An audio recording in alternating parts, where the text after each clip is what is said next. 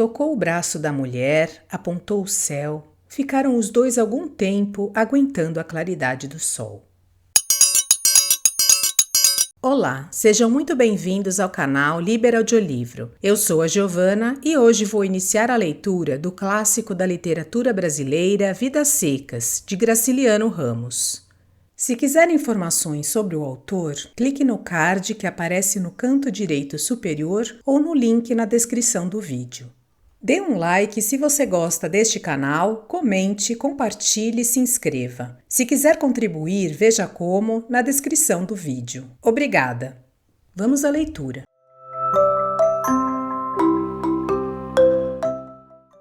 Autorretrato. Graciliano visto por Graciliano. Nasci em 27 de outubro de 1892 em Quebrangulo, Alagoas, donde saí com 2 anos.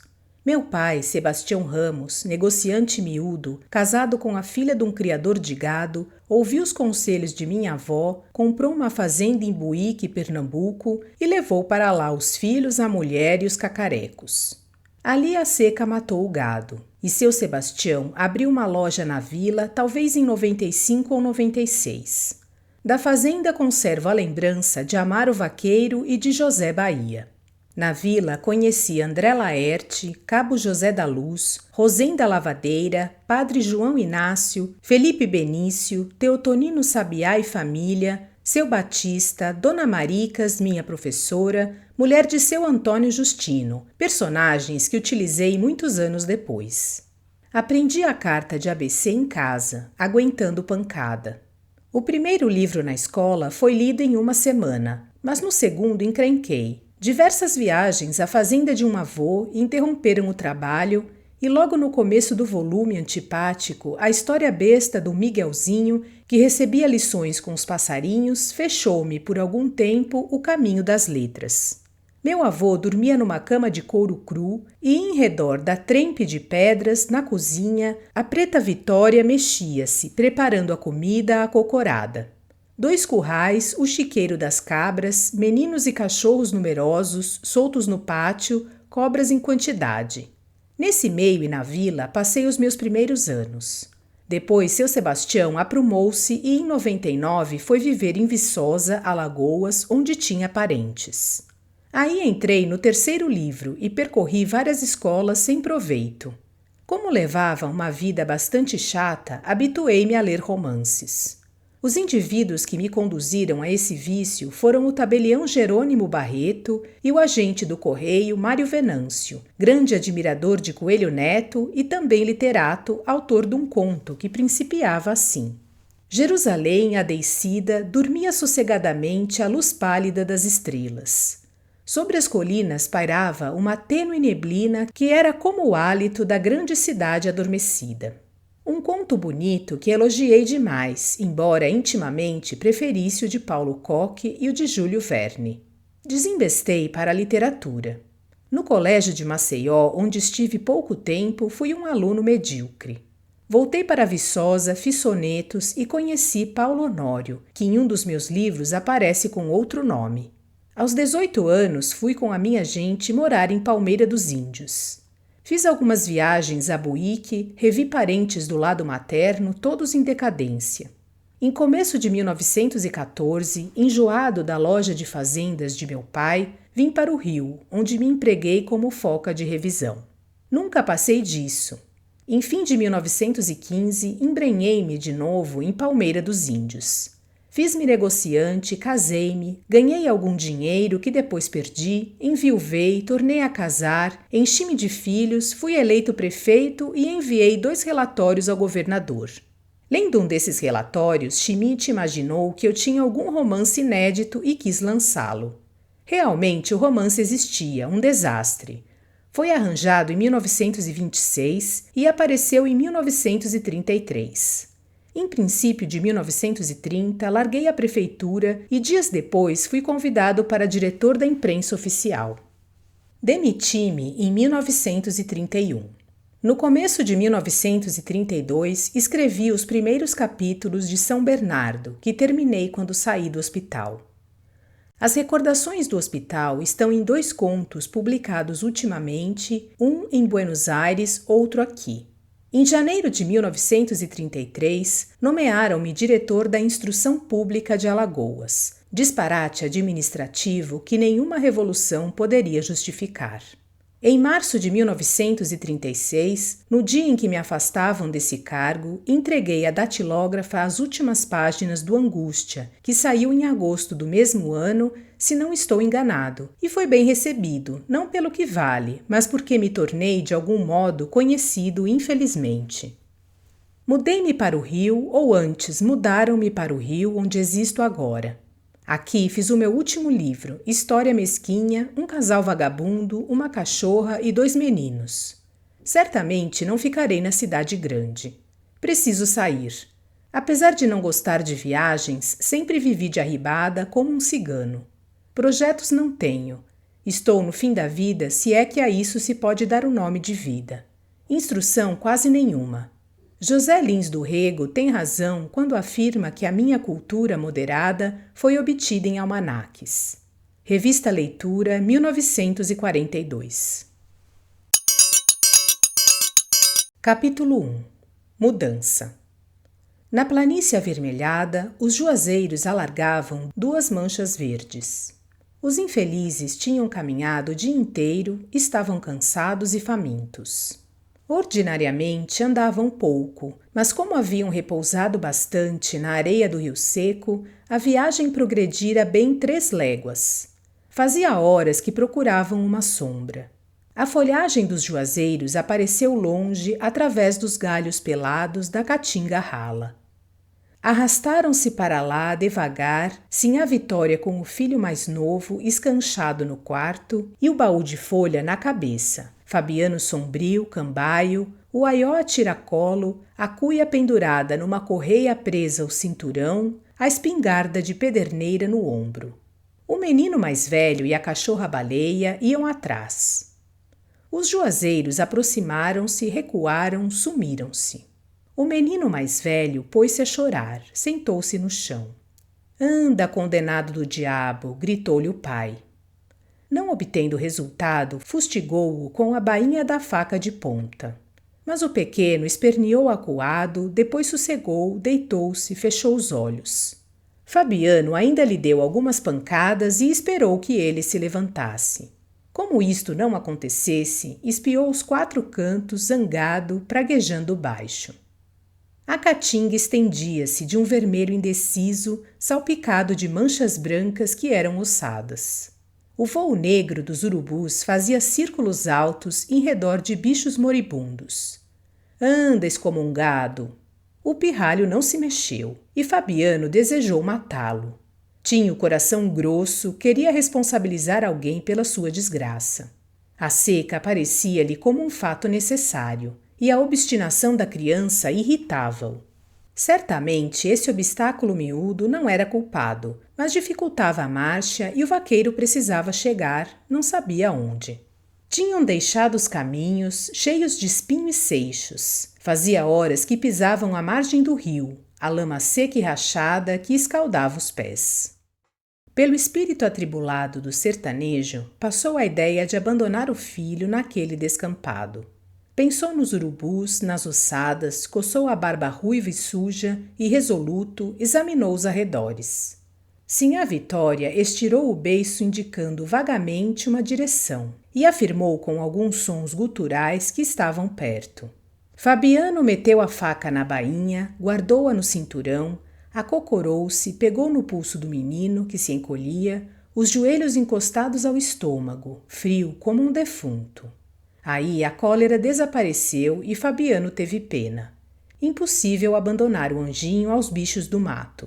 Entregou a espingarda a Sinhá Vitória, pôs o filho no cangote, levantou-se, agarrou os bracinhos que lhe caíam sobre o peito, moles, finos como cambitos. Sinhá Vitória aprovou esse arranjo, lançou de novo a interjeição gutural, designou os juazeiros invisíveis.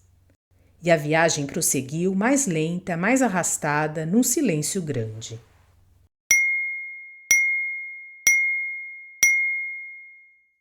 Ausente do companheiro, a cachorra-baleia tomou a frente do grupo.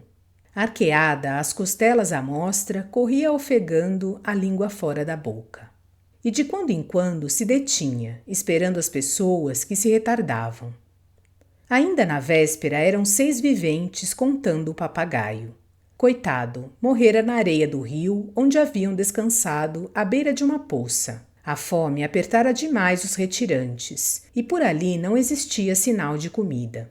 Baleia jantara os pés, a cabeça, os ossos do amigo e não guardava lembrança disto. Agora, enquanto parava, dirigia as pupilas brilhantes aos objetos familiares e estranhava não ver sobre o baú de folha a gaiola pequena onde a ave se equilibrava mal. Fabiano também às vezes sentia falta dela, mas logo a recordação chegava. Tinha andado a procurar raízes à toa. O resto de farinha acabara. Não se ouvia um berro de res perdida na caatinga. Sinhá Vitória, queimando o assento no chão, as mãos cruzadas segurando os joelhos ossudos, pensava em acontecimentos antigos que não se relacionavam. Festas de casamento, vaquejadas, novenas, tudo numa confusão. Despertara a um grito áspero, vira de perto a realidade e o papagaio, que andava furioso com os pés apalhetados numa atitude ridícula. Resolvera de supetão aproveitá-lo como alimento e justificara-se declarando a si mesma que ele era mudo e inútil. Não podia deixar de ser mudo. Ordinariamente, a família falava pouco. E depois daquele desastre viviam todos calados, raramente soltavam palavras curtas. O louro aboiava, tangendo um gado inexistente, e latia, arremedando a cachorra. As manchas dos juazeiros tornaram a aparecer, Fabiano aligeirou o passo, esqueceu a fome, a canseira e os ferimentos. As alpercatas dele estavam gastas nos saltos, e a imbira tinha-lhe aberto entre os dedos rachaduras muito dolorosas. Os calcanhares, duros como cascos, gretavam-se e sangravam. Num cotovelo do caminho, avistou um canto de cerca, encheu a esperança de achar comida, sentiu desejo de cantar. A voz saiu-lhe rouca, medonha. Calou-se para não estragar força. Deixaram a margem do rio, acompanharam a cerca, subiram uma ladeira, chegaram aos juazeiros. Fazia tempo que não viam sombra. Sinhá Vitória acomodou os filhos, que arriaram como trouxas, cobriu-os com molambos. O menino mais velho, passada a vertigem que o derrubara, encolhido sobre folhas secas, a cabeça encostada a uma raiz, adormecia, acordava. E quando abria os olhos, distinguia vagamente um monte próximo, algumas pedras, um carro de bois. A cachorra-baleia foi enroscar-se junto dele. Estavam no pátio de uma fazenda sem vida. O curral deserto, o chiqueiro das cabras arruinado e também deserto, a casa do vaqueiro fechada, tudo anunciava abandono. Certamente o gado se finara e os moradores tinham fugido. Fabiano procurou em vão perceber um toque de chocalho. Avizinhou-se da casa, bateu, tentou forçar a porta. Encontrando resistência, penetrou num cercadinho cheio de plantas mortas, rodeou a tapeira, alcançou o terreiro do fundo, viu um barreiro vazio, um bosque de catingueiras murchas, um pé de turco e o prolongamento da cerca do curral. Trepou-se no mourão do canto, examinou a caatinga onde avultavam as ossadas e o negrume dos urubus. Desceu, empurrou a porta da cozinha. Voltou desanimado, ficou um instante no copiar, fazendo tenção de hospedar ali a família. Mas chegando aos juazeiros, encontrou os meninos adormecidos e não quis acordá-los. Foi apanhar gravetos, trouxe do chiqueiro das cabras uma braçada de madeira meio roída pelo cupim, arrancou touceiras de macambira, arrumou tudo para a fogueira. Nesse ponto, Baleia arrebitou as orelhas, arregaçou as ventas, sentiu o cheiro de preás, farejou um minuto, localizou-os no morro próximo e saiu correndo.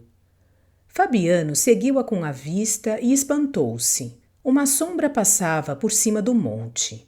Tocou o braço da mulher, apontou o céu, ficaram os dois algum tempo aguentando a claridade do sol. Enxugaram as lágrimas, foram agachar-se perto dos filhos, suspirando. Conservaram-se encolhidos, temendo que a nuvem se tivesse desfeito, vencida pelo azul terrível, aquele azul que deslumbrava e endoidecia a gente. Entrava dia e saía dia. As noites cobriam a terra de chofre. A tampa anilada baixava, escurecia, quebrada apenas pelas vermelhidões do poente. Miudinhos, perdidos no deserto queimado, os fugitivos agarraram-se, somaram as suas desgraças e os seus pavores. O coração de Fabiano bateu junto do coração de Sinhá Vitória. Um abraço cansado aproximou os farrapos que os cobriam. Resistiram à fraqueza, afastaram-se envergonhados, sem ânimos de afrontar de novo a luz dura, receosos de perder a esperança que os alentava. Iam-se amodorrando e foram despertados por Baleia, que trazia nos dentes um preá. Levantaram-se todos gritando. O menino mais velho esfregou as pálpebras, afastando pedaços de sonho. Sinhá Vitória beijava o focinho de Baleia e, como o focinho estava ensanguentado, lambia o sangue e tirava proveito do beijo. Aquilo era caça bem mesquinha, mas adiaria a morte do grupo. E Fabiano queria viver. Olhou o céu com resolução. A nuvem tinha crescido, agora cobria o morro inteiro.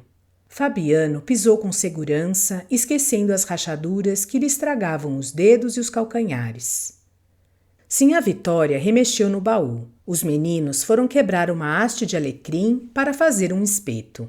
Baleia, o ouvido atento, o traseiro em repouso e as pernas da frente erguidas, vigiava, aguardando a parte que ele iria tocar, provavelmente os ossos do bicho e talvez o couro.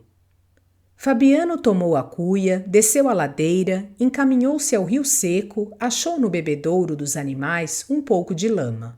Cavou a areia com as unhas, esperou que a água marejasse e, debruçando-se no chão, bebeu muito. Saciado, caiu de papo para cima, olhando as estrelas que vinham nascendo. 1, 2, 3, 4. Havia muitas estrelas, havia mais de 5 estrelas no céu. O poente cobria-se de cirros, e uma alegria doida enchia o coração de Fabiano. Pensou na família, sentiu fome. Caminhando, movia-se como uma coisa, para bem dizer, não se diferenciava muito da bolandeira de seu Tomás. Agora, deitado, apertava a barriga e batia os dentes. Que fim teria levado a bolandeira de seu Tomás? Olhou o céu de novo. Os cirros acumulavam-se. A lua surgiu grande e branca. Certamente iria chover.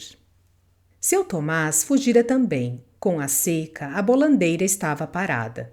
E ele, Fabiano, era como a bolandeira. Não sabia por quê, mas era. 1, 2, 3. Havia mais de 5 estrelas no céu. A lua estava cercada de um halo cor de leite. Ia chover. Bem, a caatinga ressuscitaria, a semente do gado voltaria ao curral, ele, Fabiano, seria o vaqueiro daquela fazenda morta. Chocalhos de badalos de ossos animariam a solidão. Os meninos, gordos, vermelhos, brincariam no chiqueiro das cabras, Sinhá Vitória vestiria saias de ramagens vistosas. As vacas povoariam o curral. E a caatinga ficaria toda verde. Lembrou-se dos filhos, da mulher e da cachorra, que estavam lá em cima, debaixo de um juazeiro com sede. Lembrou-se do preá morto. Encheu a cuia, ergueu-se, afastou-se, lento para não derramar a água salobra. Subiu a ladeira. A aragem morna sacudia os xique-xiques e os mandacarus. Uma palpitação nova. Sentia um arrepio na caatinga, uma ressurreição de garranchos e folhas secas. Chegou. Pôs a cuia no chão, escorou-a com pedras, matou a sede da família. Em seguida, cocorou-se, remexeu o aió, tirou o fuzil, acendeu as raízes de macambira, soprou-as, inchando as bochechas cavadas. Uma labareda tremeu, elevou-se, tingiu-lhe o rosto queimado, a barba ruiva, os olhos azuis. Minutos depois, o preá torcia-se e chiava no espeto de alecrim. Eram todos felizes. Sinhá Vitória vestiria uma saia larga de ramagens. A cara murcha de Sinhá Vitória remoçaria. As nádegas bambas de Sinhá Vitória engrossariam. A roupa encarnada de Sinhá Vitória provocaria a inveja das outras caboclas. A lua crescia, a sombra leitosa crescia, as estrelas foram esmorecendo naquela brancura que enchia a noite. 1, 2, 3, agora havia poucas estrelas no céu. Ali perto, a nuvem escurecia o morro. A fazenda renasceria, e ele, Fabiano, seria o vaqueiro, para bem dizer, seria dono daquele mundo. Os troços minguados ajuntavam-se no chão. A espingarda de pederneira, o aió, a cuia de água e o baú de folha pintada. A fogueira estalava. O preá chiava em cima das brasas. Uma ressurreição. As cores da saúde voltariam à cara triste de Sinhá Vitória. Os meninos se espojariam na terra fofa do chiqueiro das cabras. Chocalhos tilintariam pelos arredores. A caatinga ficaria verde. Baleia agitava o rabo olhando as brasas. E como não podia ocupar-se daquelas coisas, esperava com paciência a hora de mastigar os ossos. Depois iria dormir. Desejo que tenham gostado desta parte do clássico Vidas Secas de Graciliano Ramos. Obrigada por sua companhia e até a próxima!